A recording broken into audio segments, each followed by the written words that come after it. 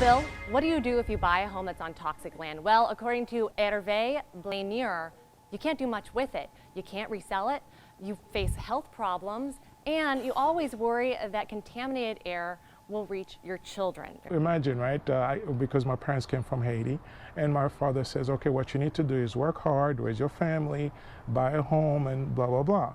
So I did. I, work hard. I have 6 children.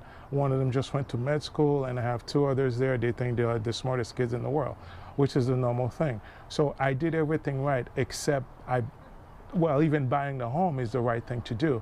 But then by buying the home, I might have condemned my 2 children to a life of a whole bunch of sickness that I don't know about. Now, I met Blemur at his Sayreville home. He says that this all started back in 2011 when an earthquake that actually happened in Virginia disrupted the foundation of his home, which happened to be on top of toxic chemicals. We started getting more water in the basement. And that being said, the sump pump started filling up so much that we had water problem in the basement. So after getting it done, I got suspicious as to why this water was happening. So I had the water tested, the drinking water and the sump pump water. Not only I tested mine, I also paid to test my neighbors as well. The home was built at a former welding warehouse site. This whole area is where the welding company was, but part of it also was the inside.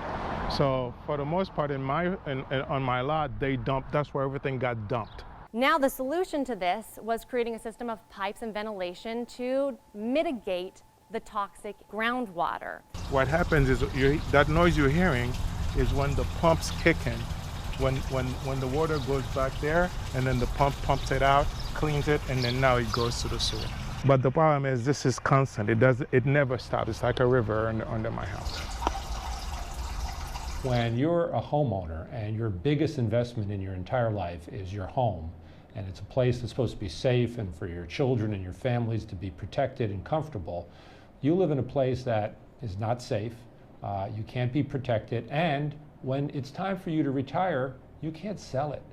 Nobody's going to buy this house. There is a new bill that's been introduced by Assemblyman John Wisniewski to buy these toxic homes, level them, and cap the land that is toxic underneath them instead of continuing to put money into remediation efforts like the one at Blemur's house. We don't come to the yard, and my children are not allowed to play on this deck that they did replace because the soil is contaminated with lead as well. No one knew 20 years ago, Wisniewski or anyone else, that this was going to be an issue. I do wonder how many houses, though, back to your question, because if it's these 3 houses, that's one thing. But we're already way upside down as a state budget. How many houses are we committing to remediating? Heck, that's exactly right. What are they committing us to?